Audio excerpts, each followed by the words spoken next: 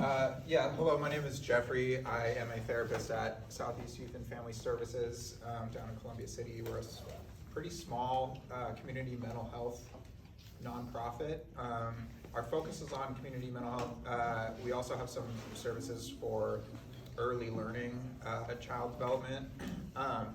But I'm speaking from the mental health and therapy side of things. And yeah, so we're going to be talking about suicide tonight, and it's a pretty heavy topic. And so I just want to give us all permission to realize that we're gonna be talking about that, and that feelings might come up about that, and that's okay. And that if you we'll have time for questions later. So feel free to bring up any questions you have along the way if we don't get to everything in this presentation that I've made, adjusted, and adapted for this. So let's see. So yeah, we're talking about youth suicide, and I think I kind of broke it up into like what to know about it, some information about the problem of youth suicide, and then how, as adults and parents and school, community supports, all of that, how we respond, and then where do we go from there. So there's some facts up here that I put up here. I kind of intentionally didn't want to put too much, even though it looks like a lot. I didn't want to go too heavy into like the facts and the statistics, because there's so many different ways you can break down the data and the information. And to be honest, it's not necessarily hopeful to look at all that, but in general, I think the things that I kind of wanted to point out were that for King County as a whole, we're actually lower than the state average in terms of overall suicide rates, and we're lower than the state and lower than the U.S. as a whole, even though Washington State is higher than the national average. So that's a little hopeful that as a county we're a little better than the average. But the thing is that, and I think, I don't know if any of you are aware of this, but suicide rates in general, especially amongst teens, have been going up for years. It's just been a steady incline. Even before the pandemic, it's been a growing problem. So that is something that, we have to be aware of, that it's not going away anytime soon. There might be some indication that it's not accelerating as fast right now, but it's still a common issue. It's the second leading cause of death for people between 10 and 24 in Washington. So, when young people are dying, it's pretty likely that it's through suicide. And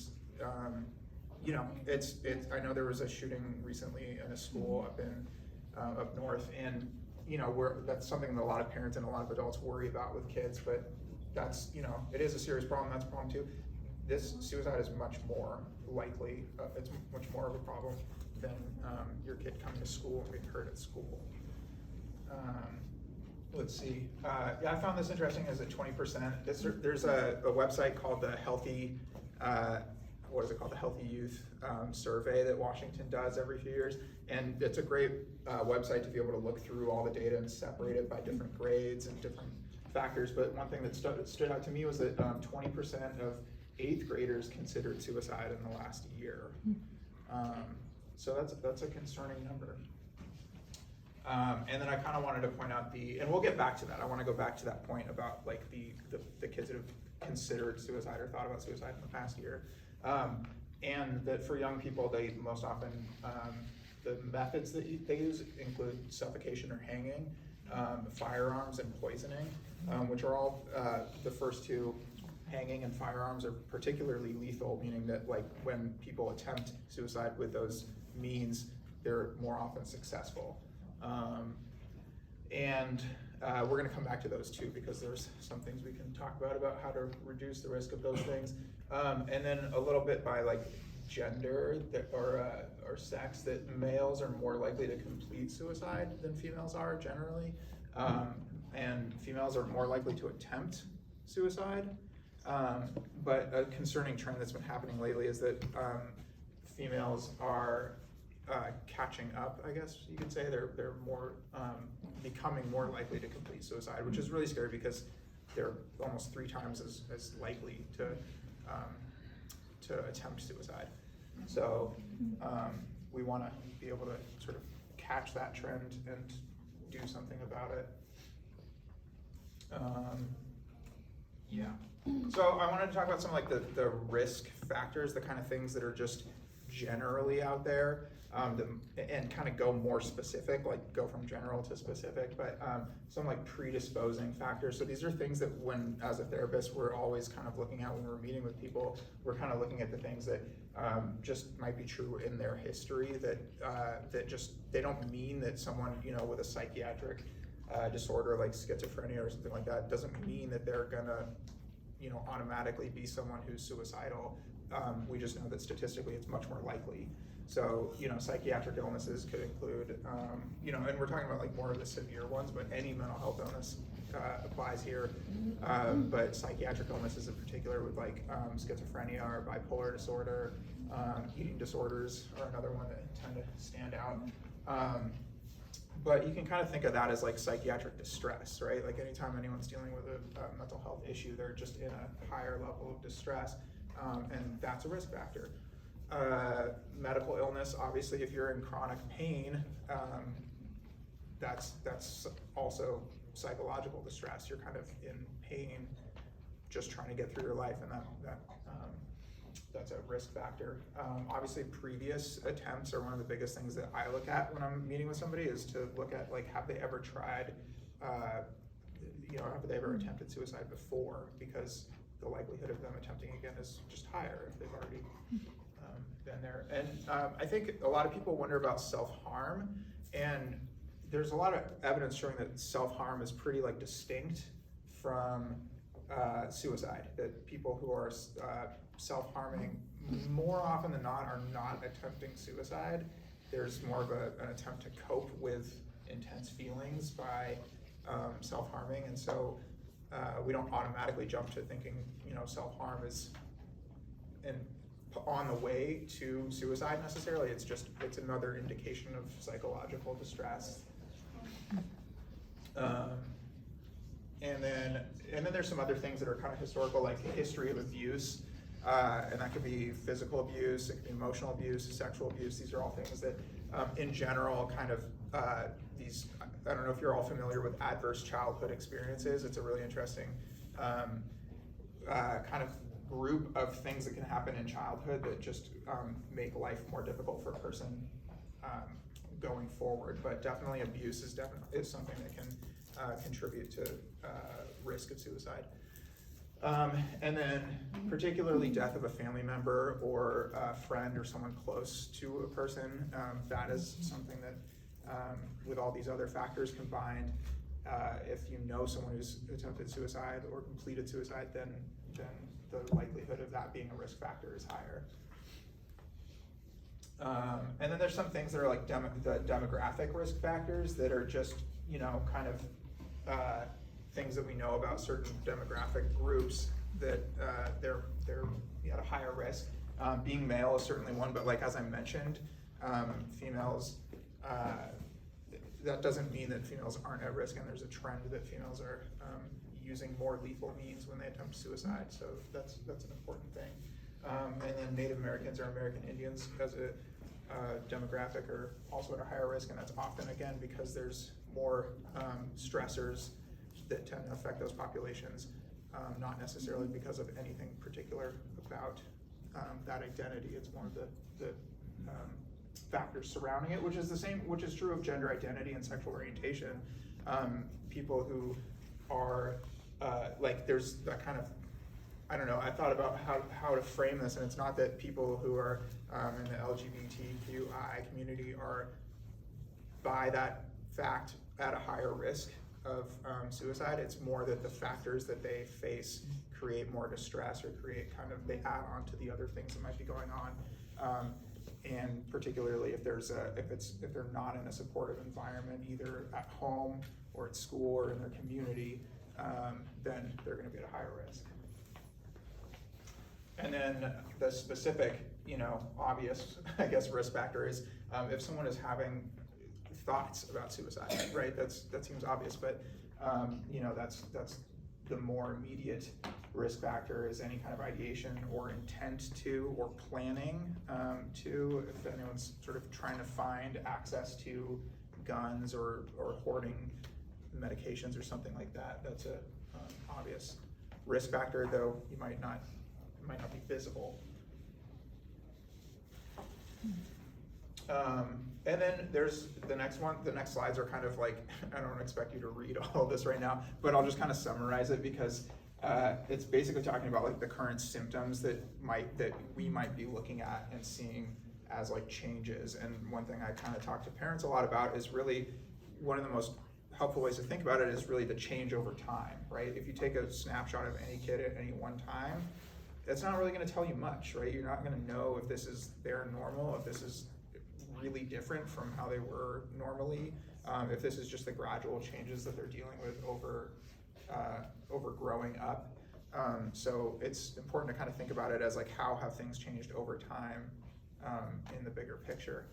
But so some of these are just warning signs that might be on your radar, such as like deteriorating academic performance at school. You know, if their grades suddenly just start to drop and they're normally, you know, doing pretty well, that might tell you that something's up, right? It's not necessarily, yes, they're thinking about suicide. It's just that, okay, something's up. Same thing with like self-harm. You know, if someone who's, you know, normally not doing that and they start doing that, then that might tell you something is up. You know, being fixated on death or violence, you know, and I think this is a hard one because it's like, we don't want to be freaking out, blaming video games and all that. It's really just like, again, change over time. If your kid's been playing, I don't know, violent video games and that's just their norm and that they just kind of know that it's a game and they can still be in contact with reality about, you know, what to do and what not to do there. That's not the problem. It's really if they become really obsessed with it and start expressing that in other ways, like talking about it, obsessively, you know, drawing about it, writing about it, that kind of thing. Peer relationships that change dramatically, that can also be, you know, an indication that something is up. And then mood swings, again, like if someone who's normally a pretty mellow or happy person and they just kind of suddenly start to become more despondent or depressed, that can tell you that something's up. On the other side of that though too, if a person who suddenly becomes like really, who's kind of down and depressed becomes really carefree and happy all of a sudden, that's actually a warning sign. That's a change that's kind of immediate. And sometimes when people have internally committed to wanting to die, they kind of feel a sense of relief. And so they might start giving things away or certainly kind of feeling all happy and relieved. They might be telling people that they, you know, love them and, you know, trying to get their kind of do their last, I don't know, kind of make peace with that in some way with other people. So any kind of change over time might tell you that something is up. Again, not necessarily that suicide is on the horizon, but just that something's up. These are other ones. So I guess the one I wanted to point out is the second one, risk-taking behaviors, and that could include like substance use, but also just kind of reckless driving. You know, I work with kids who sometimes it's not necessarily that they're actively saying like, you know, I want to kill myself, but they sort of don't care what happens. They start jumping off of things, you know, high things. They might start driving really recklessly, driving without a seatbelt. And it's not that they're out there kind of proactively trying to die, but they just have sort of stopped caring about what might happen to them. Drinking excessively, that kind of thing. The other one on there again is the adjusting to gender identity. And this is from the Washington Superintendent of Instruction website, a lot of these. And so I kind of liked the way that they worded this. It's really about how they're adjusting it with like gender identity or sexual orientation, not necessarily the fact that they, you know, identify as that. It's really how they're adjusting to that change. Because for heterosexual, heteronormative, cisgender people, we don't really have to deal with the same stressors of having to adapt to that because it's, you know, pretty common, and we don't have to deal with like the societal factors involved with that. So it's the adjusting part that is a risk factor. And bullying too, I think, and there's a lot of this will kind of make sense too, but bullying is really kind of like I feel like when someone's being bullied in the moment, they can kind of feel like they're disconnected from the community around them, and that causes a lot of emotional pain for people. So this one, contributing situational factors, this chart up, or this picture up here, I don't know if you can see how it's breaking down the factors that contribute to suicide, but they can all obviously overlap, right? Someone could potentially have all of these factors going on: loss of housing, financial stress, criminal problems, physical problems. They could have all of that. And that might not necessarily mean that they're thinking about suicide, but it's certainly more likely. But if you see it, the kind of obvious one that sticks out that's like way above all the other ones, problems in relationships. And I think that's, like, in my experience, one of the main factors that I see when I'm working with people is that suicide becomes, I mean, thinking about death is something that a lot of humans experience, right? At some point we just have to kind of grapple with death. The jump to then wanting to die, you know, it's not a crazy thought. It happens. It comes across people's minds, I think that the next jump into sort of wanting that becomes so much more likely and appealing when people feel like they're disconnected from the people that matter. If they don't feel like they belong, if they don't feel like they have a place, if they don't feel like they have people that are going to care about them and understand them, those thoughts of death become so much more persuasive. And obviously the loss of important relationships can be a significant factor there.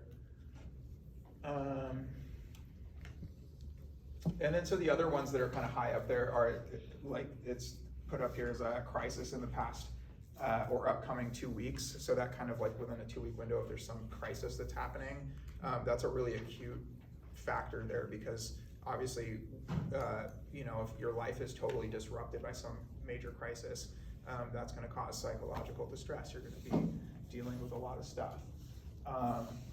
And which I want to, like, talk about that too, because especially with young people who are tend to be more impulsive with these things, there is some hope in that, because sometimes just getting through the moment can really do a lot to lower the risk of suicide. Just getting through the moment can be a huge deal. And I think this tends to come up in my experience when, like, you know, if a young person, you know, if they become homeless or something like that, that can be a huge disruption in their life. You know, a major fallout in a relationship can be kind of like a crisis. You know, sometimes being, this is why substance abuse, I think, goes on here too, is like, sometimes when people are sent to a treatment center or something like that, if they've had some kind of, you know, big problem like that that's kind of coming to a head, or, you know, having to move. Sometimes for, you know, a young person moving to a new place can for them be like a big disruption in their life and their connections.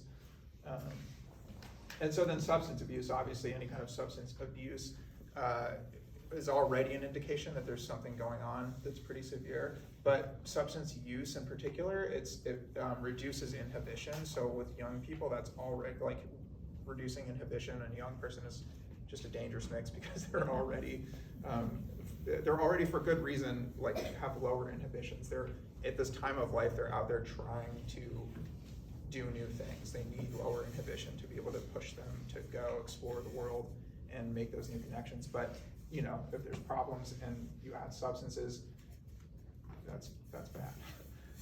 It also impairs your judgment, obviously. So it can lead to situations that are much more likely to be lethal, and just the fact that certain substances also provide the means, right? Like, there's the potential for overdose. So it's kind of all those things wrapped up into one thing, which makes it sometimes hard to know, you know, when young people die and there's substances in their system, whether this was intentional or not. But obviously it's a risk factor that if there is substance use. And so this is also kind of the hope side of things, and we'll talk more about this, is that like, you know, knowing that these are the kind of contributing situational factors, you know, the relationship aspect is one thing that we do as a community do have some influence in, right? We have a lot more influence in the relationship aspect and how we kind of build relationships with our children, with young people, with students, and how we help them and encourage them and support them in building relationships with their peers or with other healthy adults too. Oh, and that brings me, I mean, like there was another thing, I don't think I put it in here, but there was like another statistics from that Healthy Youth survey that was done recently, and I think it was that 50% of young people said that they had an adult that they could go to when they were dealing with something or when they're feeling sad or down or needed support. So I don't know if that's a glass half full or half empty kind of situation, but that's the reality, at least from their perception, is that, you know, half of these kids do feel like they have someone they can go to, but another half don't feel like they have an adult that they can go to. So that's where, as a community, we can, that is something we can address. Yeah, and knowing that that same group, a third of those kids have experienced feeling down, depressed, or despondent in the past year or two. So that's important there. Okay, so then like talking about like, you know, these are all, so we've kind of talked about these things that are like factors that are out there that kind of that tell you that something could be up, including suicide, that something could be going on here. And then there's like these kind of more immediate ones, there's more symptomatic ones, and I think the most important is that a lot of people who are thinking about suicide tend to give some kind of clues, but not all, right? So it's definitely not a given, but a lot of people tend to try to give clues, and a big reason behind that is because in my experience, a lot of people don't actually want to die, right? It's like they want the pain to stop. So that's good, right? Not many people actually want to die. They just want the pain to stop. Do you feel that some of that also is that they will speak out because they want to be known? You know, if even if they had decided that they want to go through with something, they want to be known that they will. Yeah. And, you know, and in the process, hopefully somebody will reach out and try to stop it. But I wonder if they're speaking out because they just want somebody to know. Yeah, I think a lot of times it's not an easy decision. And you know, and again, sometimes there aren't warning signs. There's really nothing that anyone could have known. And even, you know, sometimes we ask and they hide that fact, right? So it's not like it's a guarantee, but for most people who are thinking about suicide, it's not an easy decision, and it's not something they necessarily really want to do. Again, it's really that if there's some way out, if there's some way to feel better, if there's some way to make the pain stop, they're gonna take it.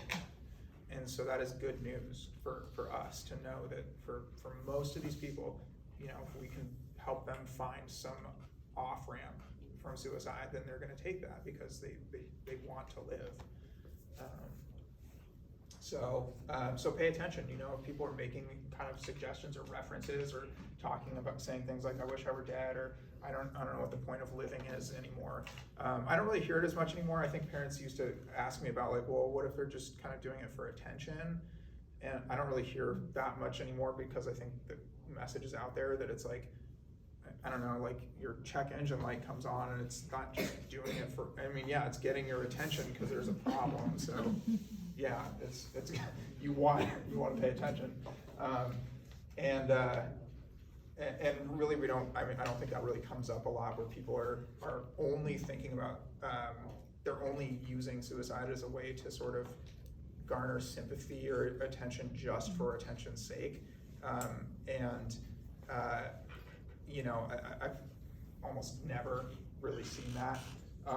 And another thing to kind of think about too is that like a lot of parents I think have asked like, if it's okay to ask or talk about it, that's gonna sort of put the idea in their head. And I've never really seen that for someone who wasn't thinking about suicide, that someone asked them and they thought, oh, that's a good idea. I hadn't thought of that before. Oh yeah, and on there is giving away prized possessions. I think that's one that I've seen with young people in particular. These are kind of general for all ages, but I think for young people in particular, what I've seen is sometimes people giving away possessions, giving things that are meaningful away suddenly, as a kind of way to be remembered, or to, and the last one on there is obtaining means. So if someone's like sort of gathering supplies or materials or making plans of any kind, or doing internet searches about how to die and things like that, that's an alarm right there. So then, okay, so what do we like do about that? This is kind of like prevention of suicide and intervention of suicide. And this is kind of taken from my just personal experience and from work I do with parents and obviously research. But I think the biggest one that I think we have a responsibility and the ability to do is to just make time to talk. And as a parent, or as another adult in the community, or as a teacher, school, a person, it's just sort of letting young people know that they're a priority, that you put them as a priority and will make time to talk with them, even if they tell you nothing, right? I think it's hard because at this age and as they get older, they are pushing away naturally. They are sort of creating some distance to be able to go and explore themselves and the world and their new friends and all of that. And that's great. And so sometimes it's hard to get to them to talk, and that's okay. Sometimes it's just making it known that it's a priority, that you can sit there and just be in each other's company, that if they just give you the brief update on how life is going for them, that's okay. It's not really about so much what you talk about, it's just kind of making that time or making that effort to know that it's here and that we can talk. And then, if you are picking up on any kind of warning signs or whatever that someone is thinking about suicide, the biggest thing you could probably do is to just ask them. And again, that goes back to that asking them isn't gonna put the idea in their head. It's not gonna backfire in some way. It's really just sort of getting on the same page and following up and saying, I think we're talking about suicide. And they're hard words to say. I don't know if they're I mean, I'm a professional at this, and it's still sometimes awkward to talk about, but that's okay. It's okay to feel uncomfortable about it. And yeah, like I still do sometimes when I'm talking to a young person, but it's more about just kind of leaning into it and just saying like, yeah, this is gonna get maybe uncomfortable, but we're gonna talk about suicide and death and killing yourself and suicide. It's just kind of, sometimes you just have to say it, and then it takes the awkwardness out of it or something. But go ahead. Do you find that kids are truthful about that? Yes. I mean, I'm in a different role than like a parent or a school official or whatever, but obviously I don't know if I've worked with someone and they've never told me about something, but I certainly have worked with people and they've denied it at first, but they keep kind of showing some kind of sign of it, and so yeah, sometimes it's an ongoing conversation. I will say always it's an ongoing conversation because, and we'll talk about that more, but I think most of the time people want to be asked, as you were saying. I think they're just waiting for somebody to say, hey, what is up? Because they don't want to die, right? They want the pain to stop. And if someone knows how much pain they're in, if someone's willing to stop and ask and follow up on these hints that they're making, they're probably gonna probably tell the truth. It also seems like that's a great segue to find a service like you, some way that, if we feel ill-equipped or unable to really get through to our kids, then we find a therapist or a counselor, and we try to build that relationship between the kids and them. Yeah, yeah. And I think this goes back to making time to talk. I think if you let them know that you're willing to, even as uncomfortable as it might be to talk about something this big, that if you kind of make the time to talk about it, that shows them that you care.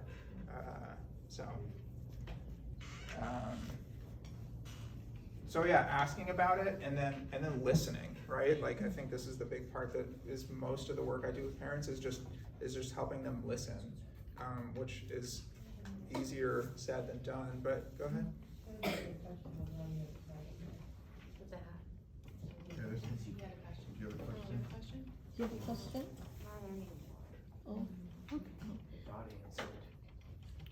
We'll get back to, we'll have some time for questions, I think, at the end. But, so listening without judgment is really just listening, right? It's really just kind of like, and sometimes kids will talk about things that just seem like you just want to say, but is that really the best idea? Like, are you sure that's gonna be, you know, and the hardest thing is to just put your judgments, to recognize that they're there, but set them aside for the moment and just focus on letting them know that you're hearing them.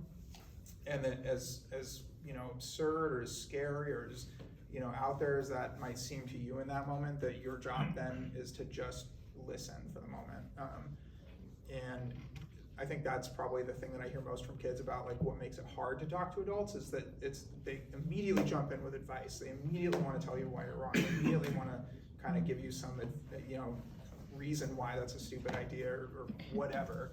And not so good at the listening part. So, and then the other thing is listening without defensiveness, because sometimes if someone really is talking to you, they might bring up something that they're unhappy about in their relationship with you. They might be upset that you did something, that it's your fault that we moved and I lost all my friends and now I have to live in this stupid city where, you know, nothing ever fun happens, and your reaction might be, well, but we had to, it was a financial decision and blah, blah, you know, all these reasons.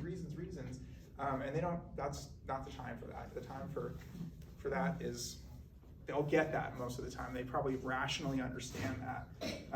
But the time for that is not there. It's just listening right there and try not to get defensive about it. I have a question. You know, I had a student dealing with suicide ideation during COVID. And, you know, checked in quite often, and I'm also curious how often I should check in with the student about it, since it's now been 2 years since they were diagnosed that. But I also don't wanna be the one having to bring it up and just, again, kind of say, hey, where are you? Just trying to see where you are mentally, emotionally, spiritually, etc. And so I'm just trying to get an idea Yeah. as to how to broach the conversation without the student feeling like I'm badgering them about something they brought up. Yeah. a year ago. No, I think that makes sense, because it's like once you know that, it's really hard to sort of feel okay, you know, not knowing and giving them more freedom and autonomy to not talk about stuff. And so I don't know, I mean, obviously there's no like formula for how to figure that out, but that's honestly a great starting point of a conversation, to say, you know, we've been talking about this for 2 years and I don't know what feels right to you about me asking how often, you know, what questions I should ask, how you feel about being able to reach out next time, or if this ever comes up again, right? Because you're still looking for those same warning signs, right? It's not like those will necessarily change, and you probably have a better idea of that kid's specific, you know, ways that they show their distress. So you can always be looking out for those and kind of bring that up again. But I think it really is a conversation where, because at some point they're going to be in control of their life, right?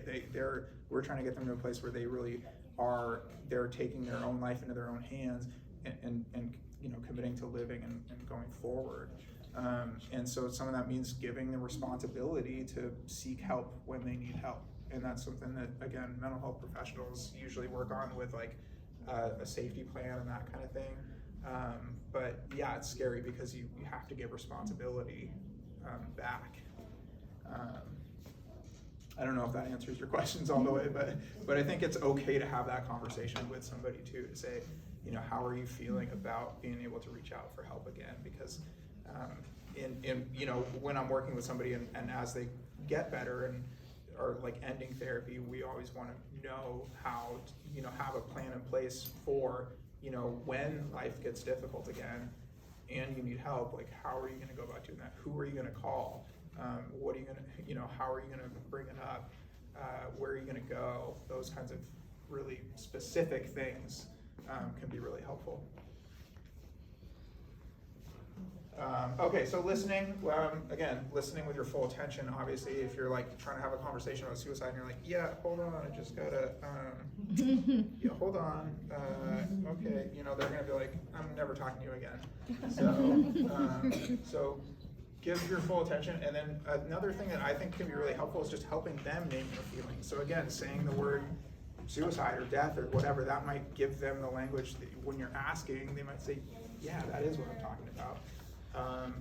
But all their feelings in general, just kind of being able to help them name it in some ways does so much of the work of helping them cope with it. So much of our ability to cope with our emotions is in how we express them, because they don't go anywhere, right? Emotions, they're gonna happen, and you can't get rid of them. They have to be expressed, right? Or they just kind of boil inside and create problems. So expressing in general, expressing feelings artistically or, you know, in writing or whatever, that's great, but more important and more often it's really about communicating it with another person. So let's see. So then, like, what do you do when you do find out that someone is thinking about suicide? I think what I recommend for people is that, like, your goal isn't to like make everything better right then and there, right? You're not probably in a place, they're probably not in a place where you're gonna make things better right away. What you're going for is you're just going for keeping them safe for now, right? And for now might be like this minute, it might be until we get to the hospital, it might be until the, you know, paramedics get here, it might be until that first appointment with your therapist. I don't know how long that might be, but that's to keep in mind that you're trying to just keep them safe for now. Yeah, you don't have to make it all better. And I think this is kind of going back to what you were saying about like kind of giving responsibility, is that in that conversation even you can start to talk about getting agreement to stay safe, right? Most mental health professionals don't do like no harm agreements anymore because it's really not helpful in any way, but we do talk about getting agreement to show up at the next appointment or to, you know, use the plan that we've made, those kinds of things. And so I think that is helpful to sort of see if you can go to, don't push for it. And obviously, you know, if you push for it and they just say, yeah, fine, I agree, and it's really not something that they mean, that's not gonna be helpful. But if they're open to making an agreement to stay safe for now, that's great, because they're much more likely to stay safe if they've agreed to it.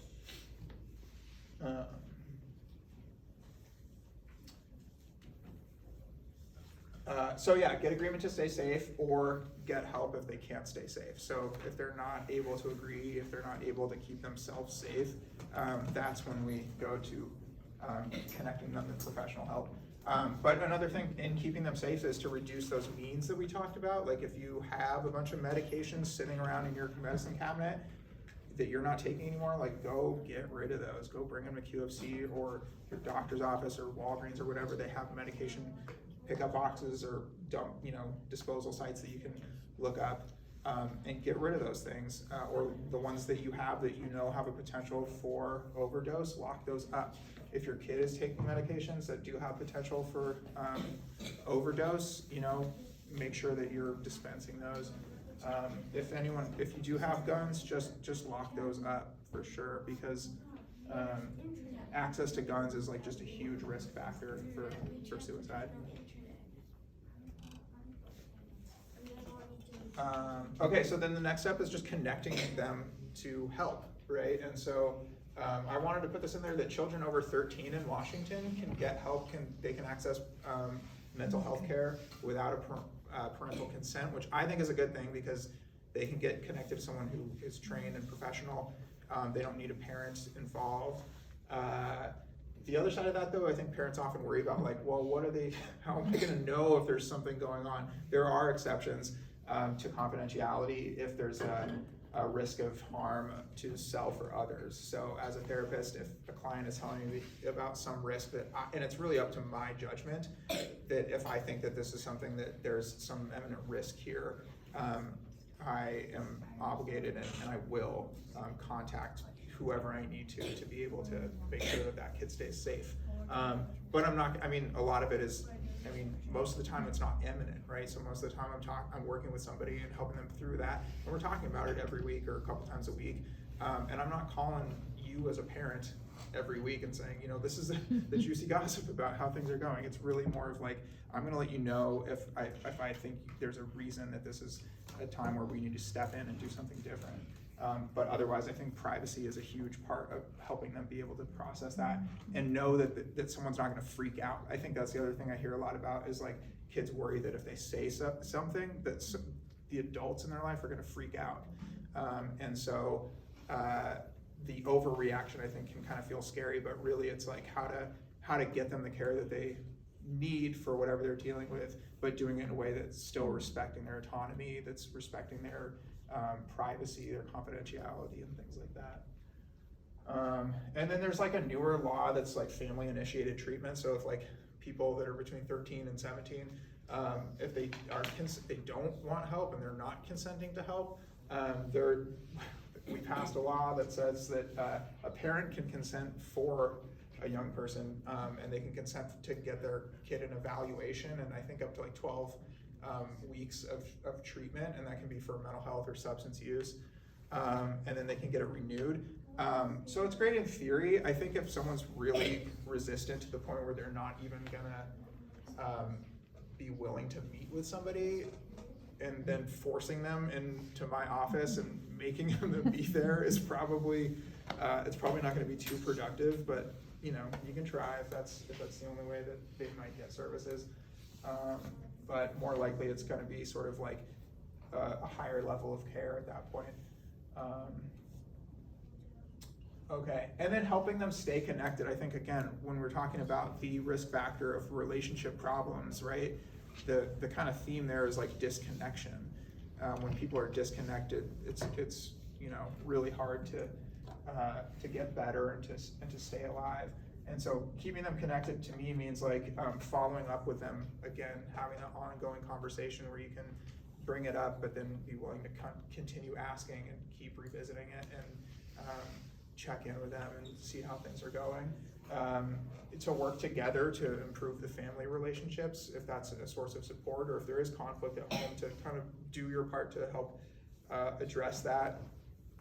And then work together to overcome barriers to therapy or connections with other adults with positive, you know, community activities, their hobbies, their friends, whatever ways that it's important for them to be connected, that you work together to kind of remove the barriers to that. And sometimes that means like, again, with like therapy or something, if they've started therapy, it's not like you can just walk away and say that therapist will handle everything. It's done. And I don't think any of you are doing that, but it's, you know, sometimes it's like, you might want to check in with them to see how that's going. Don't pressure them, obviously, but to invite them to talk about how things are going, what's changed, what's new, what are you learning, what's your therapist like, do they get it, are they helping you?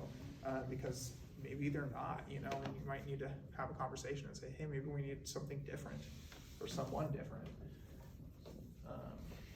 Okay, so the immediate, go ahead. How easy is it for children to access mental health, like providers within school? Because in the past with my child, it was extremely hard. Like I stayed home, and it was like, because I think like in this community, it's all well done to go through like all these things of saying, get a mental health provider, but a lot of people can't do 11 a.m. on a Tuesday or 3:30 on Friday afternoon. You know, like like people are working their jobs, and so like how easy is it for a child or families to access that? And also like how many mental health providers are there that they have access to? The answer is, it's really difficult right now. I think that there's just not enough therapists and mental health professionals out there. Like everyone's full. So it's hard because of that fact.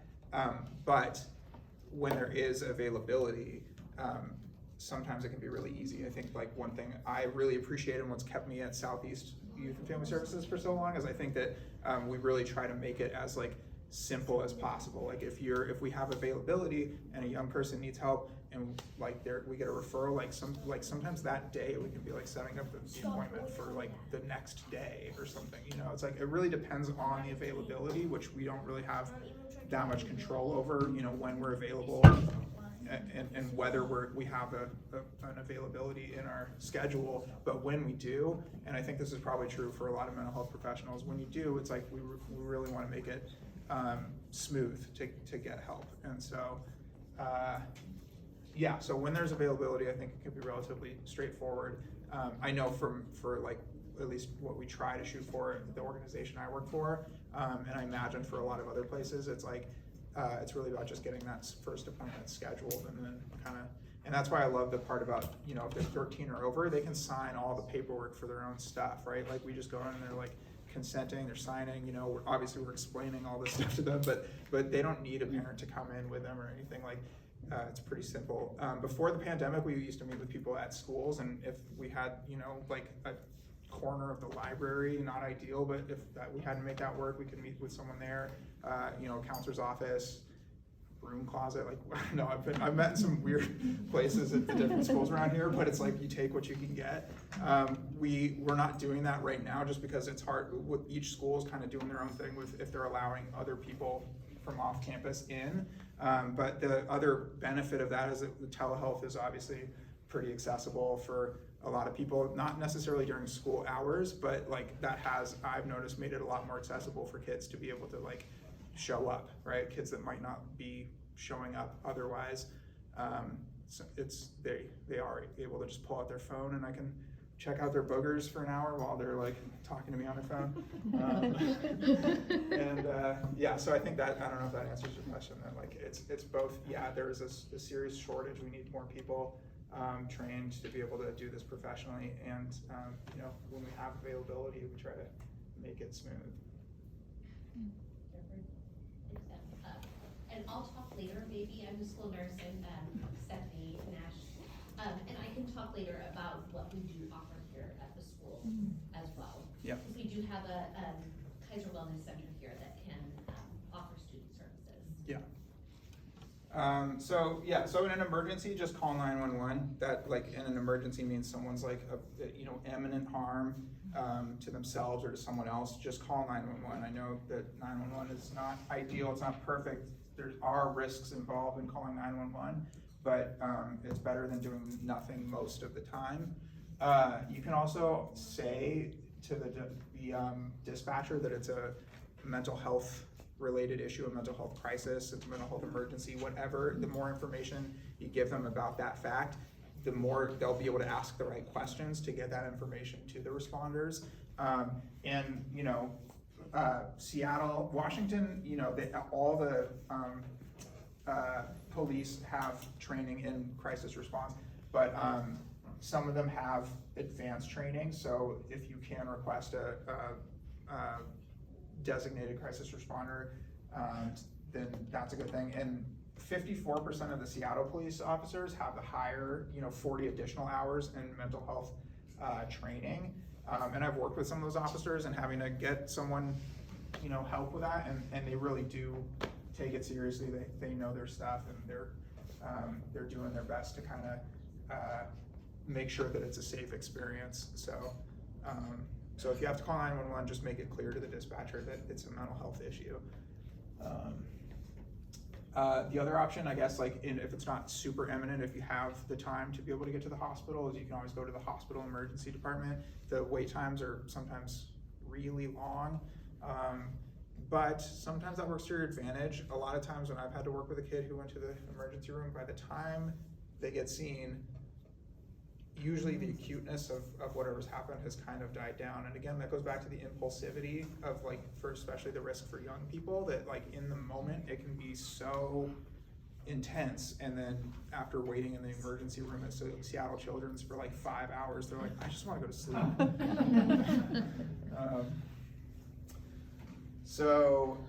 And hospital care is not really a long-term solution. I think the most I've worked with someone at, like, a client of mine has been there at Seattle Children's for like 2 weeks or something like that. So it's not a long-term solution, but it does keep them, like, and I tell kids this, it's like, it's not great, you're eating hospital food, you know, it's kind of weird, but it will do its job. It'll keep you safe for now, right? Like, you won't have to worry about keeping yourself safe. They're gonna do that.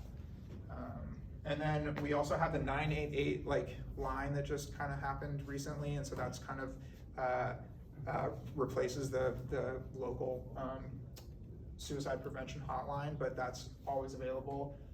It's 24/7. They have Spanish speakers and people, interpreters available for a bunch of languages.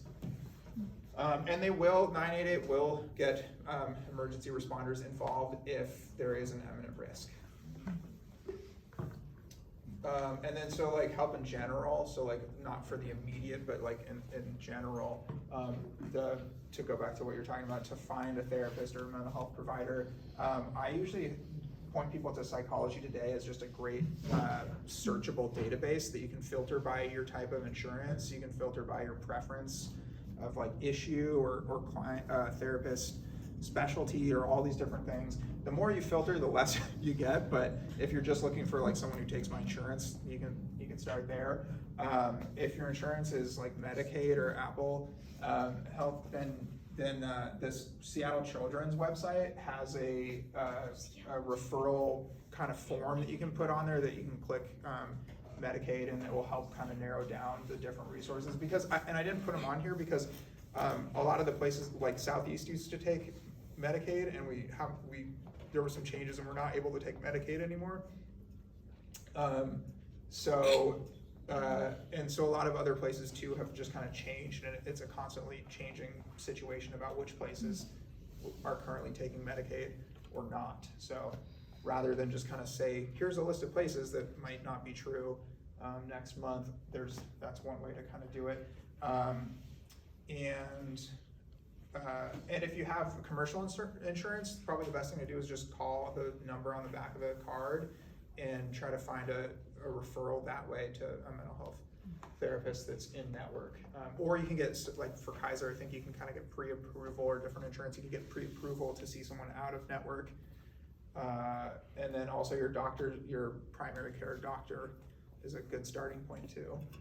And again, none of these are obviously like for sure bets that you're gonna see someone in the next week or something, but it does mean a lot of like footwork in terms of like calling and checking and being persistent and trying again, because a lot of times when a therapist, they might be full and then someone, discharges and then they're open, and it's like some of it is kind of just getting lucky and being persistent and trying to find that one person who does have an opening.